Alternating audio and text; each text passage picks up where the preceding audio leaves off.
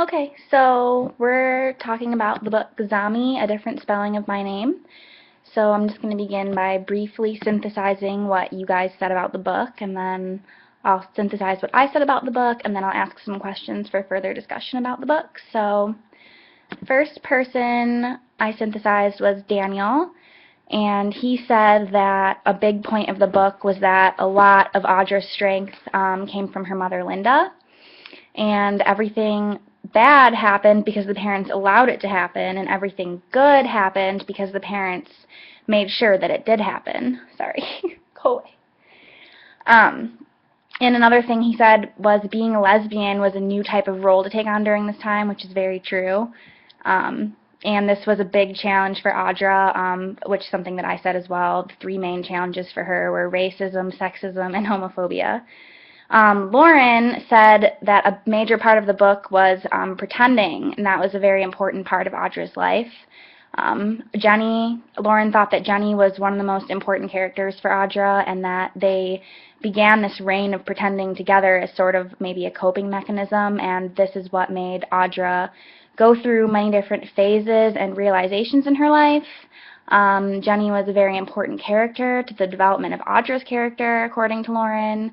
And another thing I thought interesting about Lauren's post was how Audra, although she was supposed to fit in at the gay bars, it was apparent that she felt different and sort of like an outcast. I think she described saying that she was pretending to look cool and fit in at this place. She even says it herself, that she was supposed to feel safe.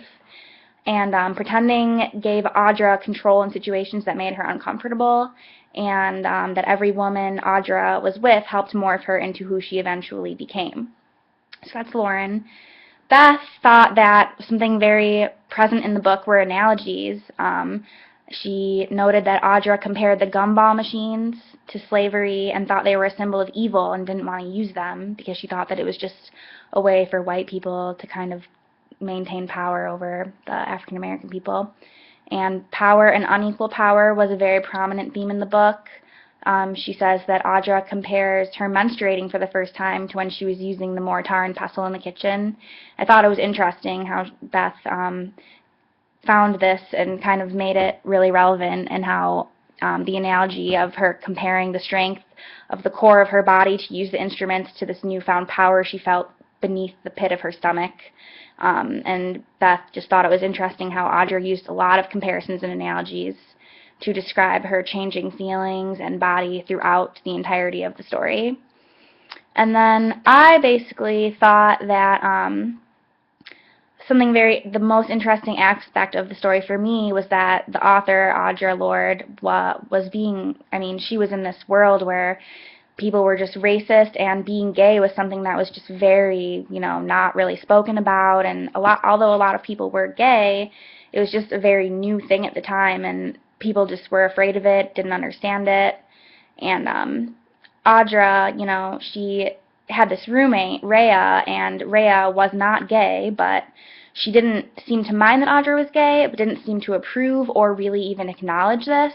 And something very interesting to me was to note that people who weren't even gay or black were punished or ostracized by their own peers for being around gay or black people. So Rhea was eventually given an ultimatum by her own boss that said, if you're going to room with this lesbian, then you can't work here. You better move out. So she made the choice to move out, which is just a consequence she faced by not even being gay or herself. So that was just interesting how Rhea was kind of being a silent bystander to this prejudice and this homophobia that was going on.